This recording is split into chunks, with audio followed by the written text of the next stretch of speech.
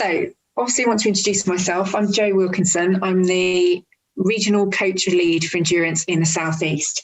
And really my role is to try and act as a point of contact between coaches and run leaders in the South East and the governing body, and to try and bring people together and generally just improve coaching, improve the standard of coaching, share good ideas, share good practice.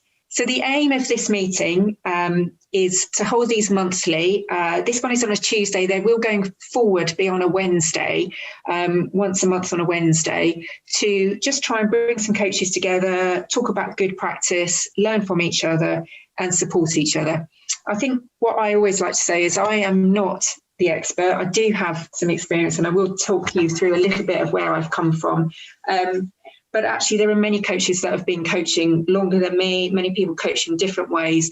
And I think one of the real benefits is just talking to other coaches. I don't think there are many conversations I've had with another coach where I haven't walked away thinking, oh, that was really interesting, or I learned something from that. So that's my aim for this, just to bring people together and talk about coaching, talk about training, and hopefully all of us go away with something. So what I'm going to do is start with a brief presentation just to really break the ice and hopefully kind of stimulate some ideas. And then we can take it from there. Obviously, just to introduce the session, introduce myself. So really just to tell you my experience and how I've got to where I am now. I've been an athletics coach since 2015 and more recently, obviously, went through the endurance event group qualification as well. I actually qualified through the British Athletics Elite Athlete to Coach pathway, which is an initiative that they've started to try and bring athletes that have run internationally into coaching and back into the sport. And I'm also a leader in running fitness, which is really how I started my coaching journey. In terms of who I coach now, I currently coach a number of individuals from 5K to marathon, so predominantly on the road, trails, but some of my runners do run on the track. I also coach at RAF Honington, which is where I live. I coach a regular weekly group, ostensibly on behalf of the Athletics and Cross Country Club here at RAF Honington, but actually it's a group that anybody can turn up to if they've got a connection with the unit. I then also have a Run Together 5K Get Better group, and I've been a full-time coach for over 2 years now. I think it's always important to talk about my coaches because they have had a really big influence on how I coach. And I've been very fortunate to coach since 1999 by Alec and Rosemary Stanton, who coach at Bedford and County Athletics Club, who are responsible for coaching a number of very, very successful athletes, the most well-known being Paula Radcliffe, but also Liz Yelling, who went to several Olympics, and a range of other young women and girls who've achieved a lot of things in athletics. I also at university, Harry Wilson coached at university. Harry Wilson coached Steve Ovett, is amongst his most notable athletes, but a really interesting and inspiring coach. I was very fortunate to have some influence from him. And I think it's important to mention my very first coach is a man called Roy Howe. So when I joined my athletics club at age 12, Roy coached me until I left to go to university. I have also been very, very fortunate to go on some GB training days and teams and meet a whole range of outstanding coaches from Bud Bordero, Bob Ashwood, Dave Sunderland, Conrad Milton, Bob Parker. There's not many endurance athletes in the UK over the last 20, 30 years that hasn't at some point been coached GB athletes that haven't been coached by one of those people. Very, very influential and great coaches in their own right.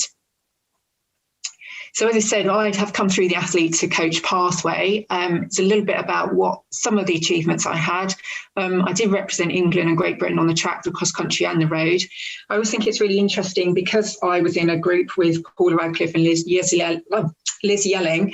I think I always was only ever the third best runner in my own athletics club, which I think sometimes puts some perspective on how good you think you might be. It's only now looking back that I think actually I didn't do too badly.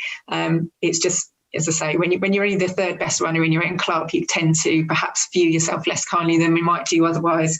But certainly a range of experience of going to major championships, running internationally, running in big elite races, as well as doing relatively well on the domestic circuit as well. And I'm pretty proud to say I was in the top 10 over a range of distances for quite a period of time, apart from when I had my children. I did also actually come through the system as a young athlete. So, as I said, started training when I was 12 and ran up until 1991. And then unfortunately was one of those people that dropped out of athletics when I went to university. And I think as a coach, those people that coach young athletes, I always think it's quite interesting now for me personally to reflect back on why were the reasons that I dropped out when I was obviously doing pretty well, and yet went to university and never carried it on, and only got back into it aged 25, I think it was, by the time I got back. So what I just wanted to say, give some structure today, was just talk a little bit around return to training and competition. I think this is going to be a very different experience for everybody. Every athlete's experience of lockdown is different. All of our own personal experiences are going to be very different. And I think that's one of the challenges for us as a coach, that where we had a regular flow to the year, that's all now been thrown up in the air. And we've got people coming to us with all different levels of training that they might have done. I have some athletes I coach who've pretty much been full-time athletes. Have been furloughed, they've absolutely thrown themselves into training, and they are coming into competition in amazing shape. To other people that have had really challenging, difficult times with the varying demands, perhaps childcare, homeschooling, working from home, just a whole range of things so people's journey to this point has been different. And I think what my thing is with the athletes that I coach is to try and say we have to go back to good training principles. Just because we suddenly now have all of these races, the season all over the place, that's no reason to abandon the good training principles that we had.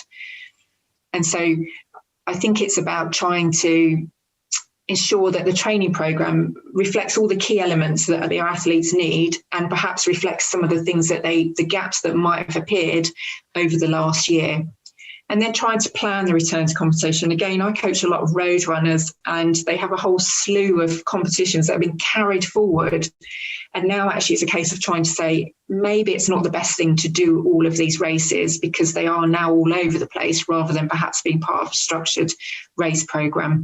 So trying to balance, wanting to get back, the enthusiasm to get back, but with some good principles around, actually, if you really want to run fast and run some PBs, then we need to think about what's the best races to do. And it might be that some of those postponed or deferred race entries are not ones that we want to do now. And then I think manage expectations. Racing does sharpen you up. The more you race, the more you kind of get in the mindset. I find it has a physical kind of benefit often to really sort of kickstart an athlete or help them jump forward. So, some athletes will have lost that race sharpness. Some athletes, as I said, will come into this new period of racing with a very different build up to what they might have done before. So I think sometimes as a coach, it's trying to manage expectations, but also in a very positive way as well. So for some people, as I say, for some of those athletes, we can really go in saying, hey, we've got some great expectations now because of everything we've done. So it can be managing expectations in both ways. And then I think for me, always, my coach, Alec and Rosemary, even coaching, even taking athletes to the Olympics, major championships, always said it's about enjoying it. If you don't enjoy it, don't do it. And that's one of my fundamental principles. And I think that's where we should be. Let's see races coming back as something to really celebrate and enjoy. So in terms of looking at training principles and what to do going forward, I think there's an element of going back to, as I said, those good training principles. So if you have an athlete that's coming in now and looking forward to racing in a period of time, let's look at what is it perhaps that they're missing, or what do we need to do to sharpen them up and make sure that they're in peak position, in peak form, to actually, when they go out and run well. And I think it's always useful to refer back to timescales for adaptation. I always have these in my mind when I'm planning a training program relating to a particular race. So if I do this, if I want to race well on this day, how many weeks before that is that training going to benefit that race day? So just being aware that for certain different types of energy systems, different types of adaptation, it's got different timescales, and building that in. So if you've got somebody that's been doing a lot of slow, steady running, but they want to go out and run a fast 5K or a fast track race, then we're going to have a look at doing a lot more anaerobic and a lactic system. And that's going to take 6 to 8 weeks to really come into to have a benefit on how they're going to run and actually benefit them in a race. Then obviously aerobic energy systems. So hopefully people have been ticking over. But again, that's still, you're looking at 6 to 8 weeks as a minimum for real improvements in your aerobic system. So we need to bear that in mind. And obviously if people haven't done much running over the last year, then they're going to lose that background volume, because the muscular changes in your aerobic energy system can actually take much longer, up to a year or more, to come to fruition. So again, if people have had a real on-off running history over this last year, they're going to, their aerobic energy system is not going to be well trained as it can be and as efficient as it can be. And it might take actually a lot longer to build that up again. So again, it's about not just planning your training program for this athlete, but planning, managing their expectations to say we may not have the aerobic base that we might want, or we might have an absolutely fantastic aerobic base because you've been doing regular and progressive training over all this time. So bear in mind those timescales and what you're working towards. Then obviously you've got physical changes, so muscle strength. I've tried with my runners actually over this last year to really work on strength and conditioning, eliminating some weaknesses, eliminating imbalances. We've really tried to focus on that because we haven't had the races, but obviously not every athlete's been the same. Some people really like to do that in the gym, and we haven't had access to gyms, or they haven't known what to do at home because they haven't had, the club sessions and the coach sessions that they might have. So again, how long is it going to take you to rebuild any strength or to build on the strength that you've already got? And obviously the broad timescales you're talking about for muscles, 3 to 4 weeks. For tendons and ligaments, always be aware that those are going to lag behind muscles. And that's sometimes where you can get issues like Achilles tendon problems, or tendons within the knee, or the tendon that attaches with your hamstring onto your pelvis. That's one of the more common, those are some of the more common issues. So if you suddenly get an athlete that wants to throw themselves back into training hard, throw themselves back into racing fast, but actually hasn't been doing some strength and conditioning work, it's going to take a bit longer, not only to get the muscular strength, but to build the strength in the tendons and the ligaments as well. So I think sometimes that's a bit of a consideration when somebody suddenly wants to up the intensity of their training because they want to get back to racing. So in terms of just, again, these are some of the things that I think are important to think about. Optimal performance is something that I really love as a concept, and it's something I try and talk to runners about all the time. It's understanding that you cannot run your best race every single week in, week out. You might be on an upward trajectory. You might be somebody that's knocking out PB after PB, but at some point that rate of progress is going to slow, and then we really get into looking at optimal performance. So what is the target race, the target performance that we want to set, and where we want to deliver this optimal performance, this best performance that we can? And then how do we then work back from that to plan the training so that you're in the best shape when it comes to that target event? Obviously within the realistic timescales. So again, that goes back to what I was saying about timescales for adaptation are going to be are going to vary. Sorry, just thrown by the chapels there. So, look at the training elements to deliver the performance. So whether someone's going for 5K or marathon, or like I say, a track race, what they might need is going to vary. The balance between the faster sessions that you might want to do, or the steady aerobic running that they might need to do, is going to vary depending on what event and what the physiological requirements of that event are. So identify what your key training elements are, identify any gains from their training history or any gaps, and then plan it forward with those timescales. And obviously you want to ideally always, or not always, I suppose it's one way of doing it, is to look at moving from general to more specific training sessions over that training program. So allow yourself enough time for the athlete to really move into some specific stuff. So probably some race pace stuff, which they may not have been doing. So some sessions, again, for a 5K runner, we might do some 1K reps at 5K pace. So that kind of very specific. We are running at race pace for a set number of reps, distance of reps and intervals in this training session. And that's what we want to hit. And then obviously, like always, again, it's those good principles, see races that act as milestones. So again, that's that whole thing about don't just do every race because every race is suddenly here to do. Again, plan it. Look at, this is my target race.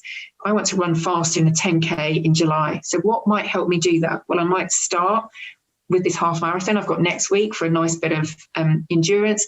I might then do a couple of 5Ks to really sharpen me up. I might even do a 10K, but not one where I'm expecting to deliver my best performance, but one to get me used to the event. And then come July, I'm going to stand on the line for this 10K and be confident that I've got what I need to run the time that I want to run. So again, use your races to build towards the performance that you want to deliver, and pick and choose them. Appreciate that. Having said there's return to running, I know it's not universal, it's not everywhere, and some of the races are kind of quite restricted on field sizes because of coronavirus. So it might be that you're still looking at some time trials or some virtual races to really try and get that base sharpness and try and build in